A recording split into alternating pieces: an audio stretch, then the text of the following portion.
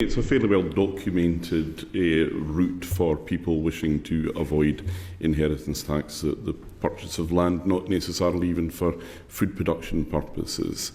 To what extent do you feel that these changes are going to catch these people? Do you think it will discourage them from making these investments in the future?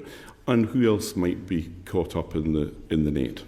I think the concern with the way the reform has been done is that it still leaves a 20% effective rate. It's not quite how it works, but roughly a 20% effective rate above the threshold that's been set.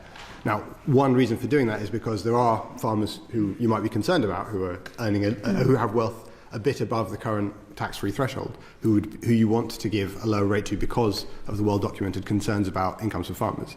But the downside is it still means that if you have, say, £100 million or £1 billion that you want to put into farmland, 20% rate is still much more attractive than other sorts of assets. And so what you will still have in this world is people who want to buy up agricultural land competing with genuine farmers who are trying to expand their farm, who are really actually wanting to work on the land. They're still going to have to compete with much better off people. One other just quick thing to add is that this came in a budget in which there were other reforms, removing some of the relief around pensions and also bringing former non-doms into inheritance tax. And so there are actually more people now who will be looking for ways to reduce their inheritance tax bill, which might, if anything, drive up the amount of demand for agricultural land that's still relatively tax privileged. So some of the possible implications or consequences of this that we've heard spoken about, such as the lowering of or slowing of land price inflation.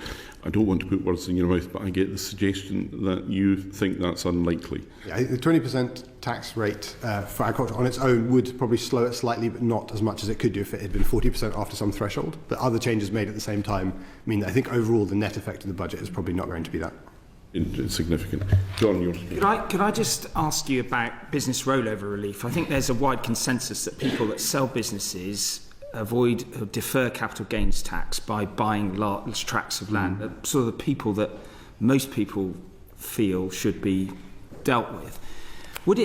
Could it not have been more effective and more targeted to use business rollover relief to actually tackle those people who were getting massive relief from capital gains tax? And wouldn't that have yielded more than actually using this mechanism, which allegedly risks bringing in practising farmers who will be more troubled by the outcome? Yeah, so for the benefit of the committee, in case not everyone follows all the tax details, it's the case that if you sell assets that are normally liable to capital gains tax, but you purchase agricultural land, then you can not have to pay the capital gains tax up front. You essentially get a relief while you're buying that.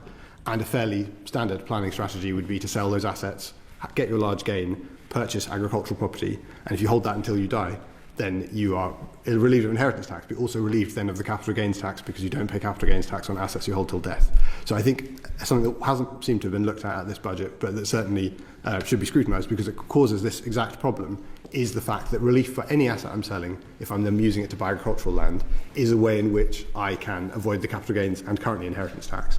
And that creates demand for agricultural land from people who have no desire to farm the land but want to buy it because they're getting it from a tax minimisation perspective.